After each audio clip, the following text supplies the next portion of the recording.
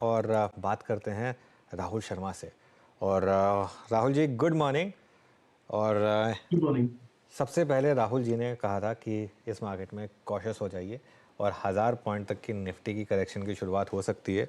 और वो तब कहा था जब क्वेश्चन साइंस थे नहीं। राहुल जी, सबसे पहले तो मेरे ख्याल से सही टाइम पे आपने चेताया, और मुझे पता है कि बहुत लोगों ने आपका उस समय बोला होगा कि ये कॉल क्यों लिया गया, लेकिन शायद अब वो प्ले आउट हो रहा है। आपने कहा था 1000 पॉइंट की निफ्टी में करेक्शन और 2000 पॉइंट की बैंक निफ्टी में करेक्शन हो सकती है। ऑलमोस्ट आधी तो हो चुकी है बैंक निफ्टी में, उससे ज़्यादा हो चुकी है। अब क्या व्यू बन रहा है निफ्टी बैंक निफ्टी दोनों पर? इस करेक्शन में अभी और भी लेग्स हैं? या शुक्रिया अनु जी। देखिए, निफ्टी इनफैक्ट थोड़ा ब्रॉडर मार्केट को देखें हम तो निफ्टी 500 या मिड कैप स्मॉल कैप, इनके जो आरएसआई है 17-18 ईयर हाइस पे चल रहे हैं, वीकली और मंथली वाले। तो क्लियरली कहीं ना कहीं मार्केट जो है हेवीली ओवरबॉट है। अब इसमें दो तर्क है। एक तो 21,700 अगर आज टूट जाता है, आज या कल में 21,700 के नीचे, मुझे लगता है कि स्लाइड चालू हो सकती है निफ्टी के अंदर, जहां पर करेक्शन डीपन होता हुआ दिखेगा। लेकिन पिछले 4-5 सेशन में हमने जरूर देखा है कि 21,700 के ऊपर जैसे ही हम गए हैं, जो भी डिप आई है इंट्राडे में बाइंग होती हुई दिखी है। तो आज की क्लोजिंग बहुत इंपॉर्टेंट हो जाती है। अगर क्लोजिंग बेसिस में हम आज फिर से रिकवरी कर जाते हैं तो बहुत अच्छा चांस है 22,300 तक निफ्टी को खींचने का। अब 22,300 मेरे हिसाब से खींच खाच के हाईएस्ट लेवल है, रेजिस्टेंस है बहुत बड़ा, जहां पर हमें प्रॉफिट्स बुक कर लेने चाहिए या फिर मार्केट में लाइट रहना चाहिए। भले शॉर्ट मत करो, लेकिन मार्केट में लाइट रहो। अब अगर 22,300 आ जाता है, फिर वहां से मुझे लगता है कि मार्केट के अंदर मेल्टडाउन शुरू हो सकता है, या फिर आज का सेशन देख के जो हमें लग रहा है कि मैसिव गैप डाउन हुआ। इनफैक्ट आपकी कमेंट्री में मैं पढ़ रहा था अनुज जी, कल आपने भी बताया था कि कॉशियस रहने की जरूरत है। तो कहीं ना कहीं मुझे लगता है कि आज 21,700 का अगर सपोर्ट ब्रेक हो जाता है, स्पॉट लेवल्स की बात कर रहा हूं मैं, अगर ब्रेक हो जाता है तो मुझे लगता है जो हमारा बेरिश व्यू था वो एक्टिवेट होगा। और उसमें मुझे लगता है कि निफ्टी में 20,000 तक के, सॉरी 21,000 तक के स्तर निफ्टी में देखने को मिल सकते हैं। तो मेक और ब्रेक लेवल पर निफ्टी एक तरह से आ चुका है। लेकिन इस मार्केट में भी काफी ऐसे स्टॉक्स हैं और एक चुनिंदा सेक्टर्स है जो परफॉर्म कर रहे हैं। मेरे हिसाब से रेलवे थीम में फोकस करके चलना चाहिए। बहुत ही बेहतरीन एक्शन देखा है पिछले 6 सेशन में, टू बी प्रिसाइज। और मुझे लगता है कि नेक्स्ट 10 से 15 दिन यहाँ पर मोमेंटम जो है बहुत ही स्ट्रांग रहेगा।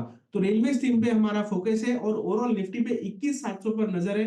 अगर क्लोजिंग बेसिस पे ब्रेक होता है तो मुझे लगता है बेरिश ब्रेकडाउन निफ्टी के अंदर आएगा और तकरीबन 21,000 तक के लेवल्स आपको एक्सपायरी तक देखने को मिल सकते हैं। कि आईटी इंडेक्स इकलौता इंडेक्स है जो अभी भी स्ट्रेंथ दिखा रहा है। यहाँ पर आपको लग रहा है कि एक बाय बनता है? जी हाँ, बिल्कुल। देखिए, आउट एंड आउट मंदी नहीं है, करेक्टिव मूव है। तो कुछ सेक्टर्स ऐसे हैं हमारे जो बाइंग लिस्ट या बाइंग रेडार वाले सेक्टर्स हैं, उसमें से 4 सेक्टर्स है। एक आईटी है, दूसरा केमिकल्स, मेटल्स और रेलवे। ये 4 थीम्स है जहां पर हमें लगता है कि अगर करेक्शन आता भी है तो अच्छे सेटअप्स में इनिशिएट कीजिए। इनफैक्ट रेलवे में तो आज के दिन में भी मोमेंटम बहुत ही हरा भरा दिख रहा है, तो यहाँ पर बाइंग की लेवल्स है। बीएचईएल हमारा टॉपिक है, हमने बीएचईएल आज हमारे क्लाइंट्स को रेकमेंड किया। हमें लगता है शॉर्ट टर्म में 225 तक के भाव बीएचईएल में देखने को मिल सकते हैं। 200 रुपए के स्टॉप लॉस से बाय करने की राय रहेगी। और एक दूसरा स्टॉक है, कैश स्टॉक है, डिलीवरी बेस्ड रिकमेंडेशन है। आप जुपिटर वैगन्स, JWL, इसका एक बड़ा ब्रेकआउट है। सितंबर महीने से स्टॉक कंसोलिडेट कर रहा था। अगर आप इसका चार्ट देखेंगे तो जो ब्रेकआउट है तकरीबन 500 रुपए तक इस स्टॉक को ले जा सकता है। यानी कि तकरीबन आपको 20-25% का मूव आपको इसमें कंफर्टेबली देखने को मिल सकता है। तो JWL भी बाई किया जा सकता है। स्टॉप लॉस तकरीबन 10% का लगाइए करंट प्राइस से। और हमें लगता है कि रेलवे थीम में मोमेंटम बना रहेगा। अगर मार्केट में करेक्शन भी आया तो भी यहाँ पर हमें लगता है कि अल्फा जनरेट हो सकता है।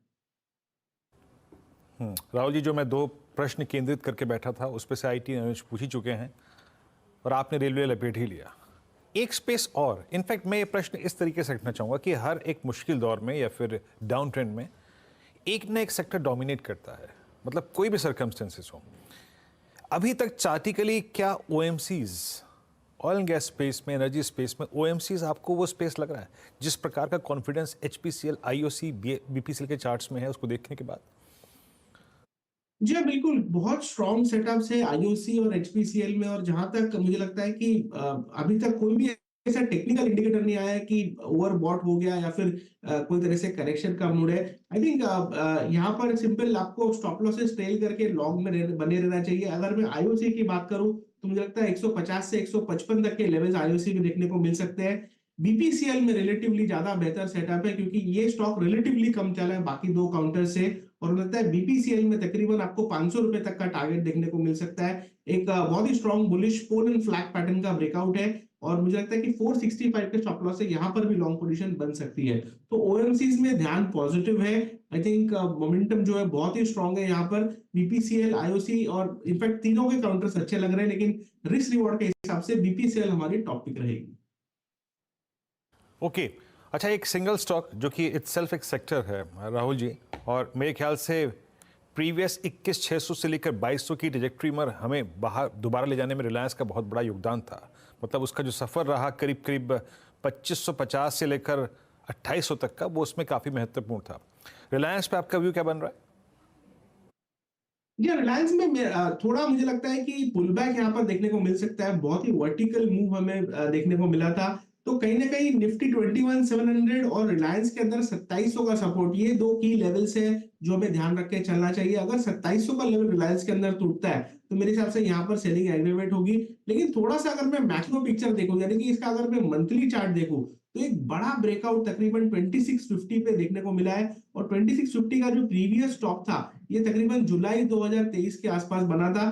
तो मंथ ऑन मंथ बेसिस पर यहाँ पर एक तरह से हायर हाई लो का सेटअप है और साथ में एक ब्रेकआउट भी है। और मुझे लगता है कि अगर 3 महीने का व्यू लेकर चले तो रिलायंस के अंदर अपसाइड बहुत ही मैसिव हो सकती है। तकरीबन 3,200 के तक के टारगेट्स आते हैं, लेकिन करेक्शन आने के बाद आई थिंक लेना सही रहेगा।